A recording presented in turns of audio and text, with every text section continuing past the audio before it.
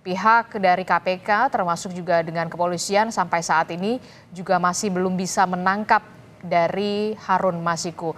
Kita bahas soal pemeriksaan mantan Menteri Hukum dan HAM Yasona Lauli hari ini yang diperiksa oleh KPK dalam kapasitasnya sebagai saksi bersama dengan peneliti Pusat Kajian Anti Korupsi atau Pukat UGM. Sudah ada Zainur Rohman. Selamat pagi Pak Zainur Rohman. Selamat pagi, Mbak. Ya, Pak Zainur, ini kan kalau kita lihat ya, seperti baru dibuka kembali berkasnya Harun Masiku setelah sekian lama dari 2020 sampai ini akhir 2024 seperti dibuka kembali. Nah, yang jadi pertanyaan saya kemudian mengapa baru sekarang kemudian KPK membuka kembali kasus Harun Masiku dengan memanggil mantan Menteri Hukum dan HAM Yasona Lauli 2 periode dari 2014 hingga 2024. Ya, memang kasus Harun Masiku ini penuh dengan halangan, rintangan, dan hambatan begitu ya.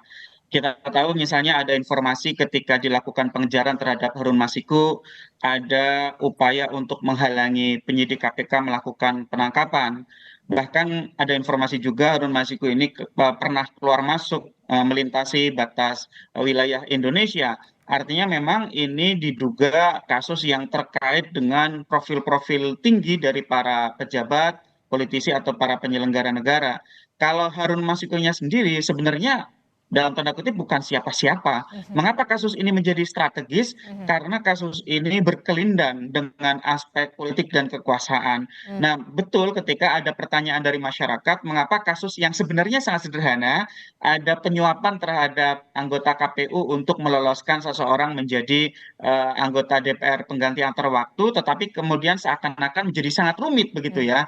Nah, kita tahu memang diduga kasus ini tidak hanya sekedar berhenti di Harun Masiku, tetapi juga diduga ada pihak-pihak lain yang turut serta membantu Harun Masiku di dalam pelariannya, dan diduga juga ada obstruction of justice dalam bentuk menghalang-halangi penyidikan. Nah, betul sayangnya ketika KPK melakukan penanganan perkara ini sangat tidak akuntabel sehingga publik bertanya-tanya ada apa. Kemudian baru terakhir beberapa waktu lalu dilakukan pemeriksaan misalnya terhadap Hasto, dilakukan penyitaan terhadap alat komunikasi, buku catatan terhadap yang dimiliki dan dikuasai oleh Hasto. Tetapi saat setelah itu juga kemudian menjadi senyap kembali begitu ya. Baru sekarang kemudian ex-Menkumham Yasona Lauli dipanggil. Nah, pertanyaannya, memanggil Yasona ini untuk mengetahui informasi apa dari penyidik? Apakah dalam kapasitasnya waktu itu sebagai Menteri Hukum dan HAM yang tentu memiliki pengetahuan, memiliki kewenangan di bidang keimigrasiankah?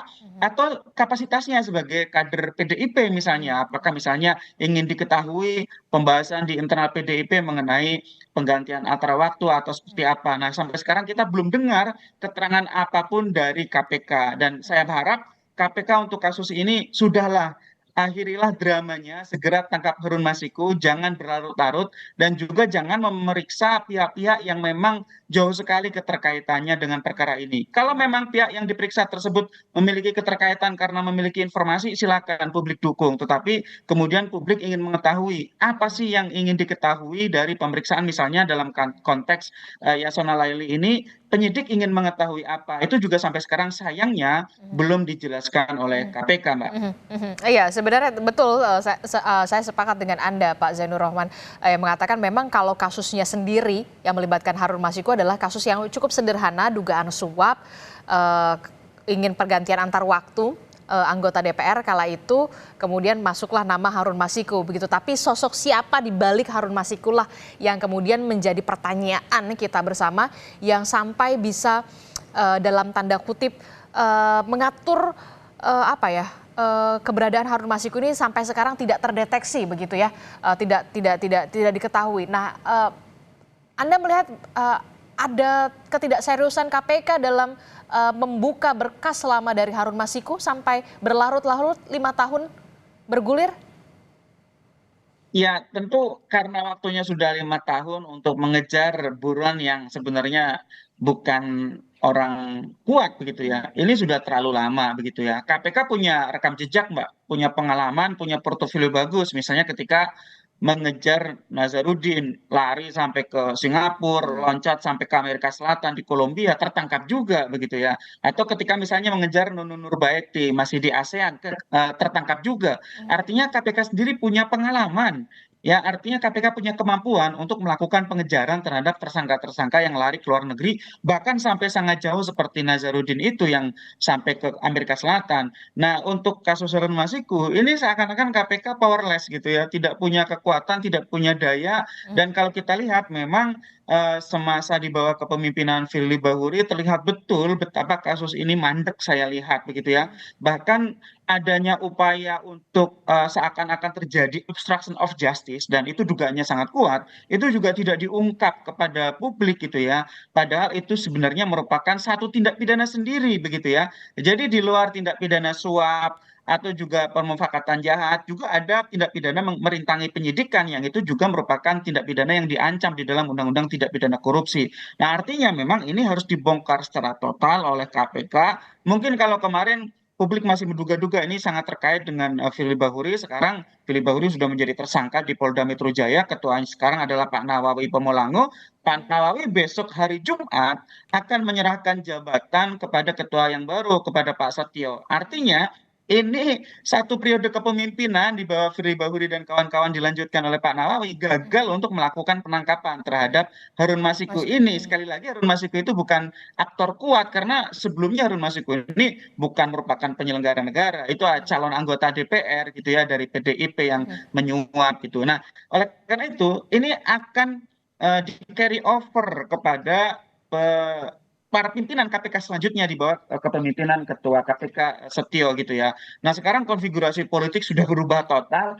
Seharusnya secara profesional KPK tidak lagi mengalami hambatan untuk melakukan pengejaran dan penangkapan Harun Masiku kalau memang ada di Indonesia. Kalau memang lari ke luar negeri gitu ya, maka KPK harus meminta bantuan kepada, bisa kepada Interpol, kepada Kementerian Hukum, Kementerian Imigrasi, juga kepada Kementerian Luar Negeri untuk misalnya melakukan ekstradisi kepada Harun Masiku kalau memang lari ke luar negeri agar bisa dipulangkan ke Indonesia, agar bisa segera dilakukan penuntutan di meja hijau. Dan harus diingat, tidak boleh berhenti hanya di Harun Masiku. Masiku, ya. Harus diungkap siapa yang membantu kejahatan yang dilakukan oleh Harun Masiku.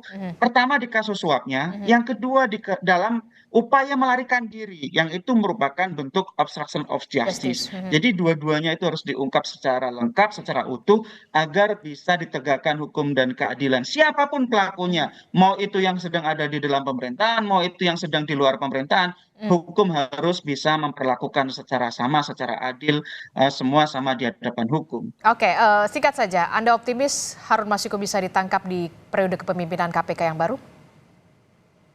Harusnya tanpa ada hambatan dari sisi politik itu sesuatu yang harus bisa dilakukan. Kalau juga tidak bisa dilakukan, maka tidak lagi bisa kita percaya kepada KPK. Itu adalah ujian pertama untuk Pak Setio dan kawan-kawan ketika besok Jumat akan menerima serah terima jabatan sebagai pimpinan KPK yang baru.